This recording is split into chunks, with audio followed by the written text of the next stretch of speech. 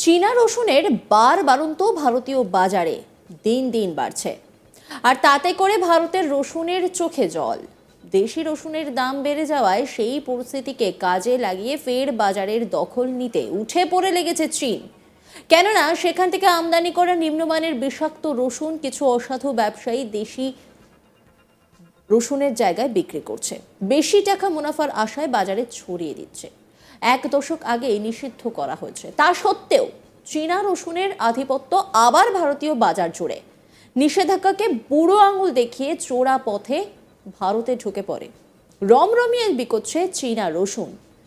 দেশের সমস্ত প্রান্তের বাজারেই চীনা রসুন ছেয়ে যাচ্ছে। এর ফলে ভারতীয় রসুনের বিক্রি কমার পাশাপাশি সাধারণ মানুষের স্বাস্থ্যের ঝুঁকি তৈরি হচ্ছে বলে আশঙ্কা করছেন বিশেষজ্ঞরা। অভিযান চালিয়ে 254 বস্তা নিষিদ্ধ চীনা রসুন বাজেয়াপ্ত করল পুলিশ, যা খেলেই কিন্তু গুরুতর অসুস্থ হয়ে পড়তে পারেন। বর্তমানে আনাজপাতির যে আকাশ ছোঁয়া দাম, তাতে করে কিনতে গিয়ে নাভিশ্বাস উঠেছে আম জনতার।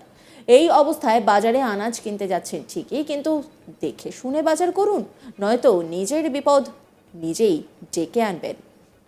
বাজারে এমন কিছু জিনিস বিক্রি হচ্ছে যা খেলেই আপনি ধীরে ধীরে মৃত্যুর মুখে যেতে পারেন। এই যেমন চীনা রসুন। বাজারে চীনা রসুনের বাড়ন্ত দিন দিন বাড়ছে। এবার গোপন সূত্রে খবর পেয়ে হাওড়ার ধুলাগড় ট্রাক টার্মিনালে অভিযান চালায় সাকরাইল থানা। 254 বস্তার বেশি নিষিদ্ধ চীনা রসুন বাজেয়াপ্ত করেছে পুলিশ। সাকরাইল থানার বিশেষ দল অরবিন্দ জয়সওয়ালের গোডাউন থেকে এই রসুন বাজেয়াপ্ত করেছে, যার বাজার মূল্য 7,70,000 টাকা। সাকরাইল থানা ভারতীয় ন্যায় সংহিতায় অপরিহার্য পণ্য আইনে মামলা করেছে। এই ঘটনায় গোডাউন ম্যানেজার উপেন্দ্র যাদবকে গ্রেপ্তার করা হয়েছে। পুলিশ সূত্রে জানা গেছে, চীন থেকে আসা এই রসুন দেশের সীমান্ত পেরিয়ে চোরা পথে আসে। কম দামে এই রসুন কিনে বেশি দামে বাজারে বিক্রি করেন বিক্রেতারা।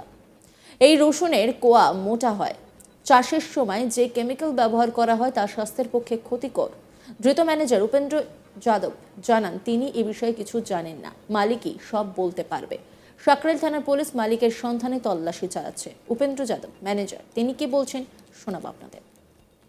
हमको मालूम नहीं है, जिसका गोदाम है उतार कर रखा हुआ है। अरविंद जायसवाल उसका नाम।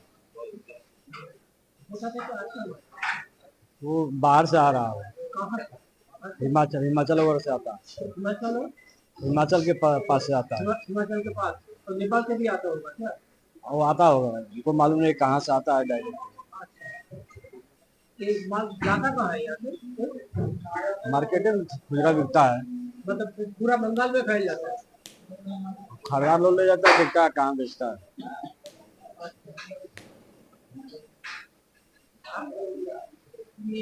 ये काम आप कितने साल से कर रहे हैं? ये रसून का काम, ये रसून का काम कितने साल से हो रहा है? हाँ, यहाँ से 15-20 दिन हुआ।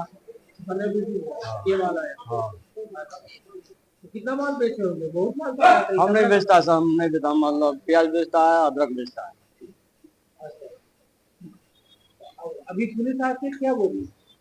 पुलिस अब जो आया, जैसे हम वहाँ पे आधा अदरक बेचता है और वो देसी वाला लहसुन बेचता है, ये लहसुन नहीं बेचता। अच्छा, ये रसून इतना इतना सारा माल यहाँ पे बेचा है? वो रात में उसका गाड़ी आदमी आया था, उतार कर रखा। कल ही रात को आया? हाँ हाँ, कल हाँ? कल या 2 दिन पहले आया? नहीं, कल आया। कल आया। कितना बोरा आया होगा? लमसम 300 के प्लस हो। 300 बोरा, मतलब एक बोरा में 40 किलो? नहीं नहीं, 18 किलो 19 किलो नहीं। 18-19 किलो एक बोरा, ऐसा 300 बोरा आया। अभी कितना बोरा होगा यहाँ पे? वो 300 बोरा होगा। पूरा माल है? हमारा नहीं बात। कुछ बिका नहीं अभी। এক কর্মী কি বলছেন শোনাবো আপনাদের। সব জানেন। কিছু ব্যাপারে আমি আমরা এই বিষয়ে না আমরা কিছু বলতে পারবো না। কাজ করেন। আমি কাজ করি কোন বিষয় কি আমি ওসব আমরা বলতে পারবো না। এই এখানে এই গোডাউনে আমি না গোডাউন আমরা মোটে এই ইউনিয়নে আমরা কাজ করি, এই মন্ডিতে আমরা কাজ করি। মানে যেখানে যা মাল হ্যাঁ, আসে বা তুলতে হয় নামানো হ্যাঁ, আমরা এই আনলোডিং এর কাজটা করে যাই। লোডিং আনলোডিং ইউনিয়ন আছে, দুটো ইউনিয়নের এবার মালের বিষয়ে কি হয়েছে না হয়েছে সেটা আমরা বলতে পারবো না, সে সম্বন্ধে আমাদের অত ধারণা নেই। শুনেছেন কি? শুনছেন? আমি এখনো পর্যন্ত কিছু শুনিনি। বাজারে জ্যোতি ও চন্দ্রমুখী আলু খোলা বাজারে 35 থেকে 42 টাকা কেজি দরে বিক্রি হচ্ছে। মুখ্যমন্ত্রী স্পষ্ট জানিয়ে দিয়েছেন, অভ্যন্তরীণ চাহিদা না মেটা পর্যন্ত রাজ্যের তরফে অন্য রাজ্যে আলু ও পেঁয়াজ রপ্তানিতে অনুমতি দেওয়া হবে না। এই পরিস্থিতিতে ব্যবসায়ীরা ধর্মঘট জারি রাখার সিদ্ধান্ত নেওয়ার আগামী কয়েকদিনে বাজারে আলুর দাম আকাশ ছোঁয়ার আশঙ্কা রয়েছে।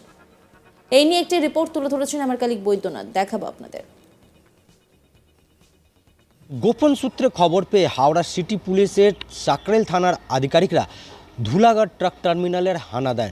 আর সেইখানে একজন অরবিন্দ জয়সওয়াল নামের ব্যবসায়ীর গোডাউনে হানা দিয়ে তারা দেখতে পান যে প্রচুর পরিমাণে চাইনিজ যে রয়েছে চীনার রসুন রয়েছে।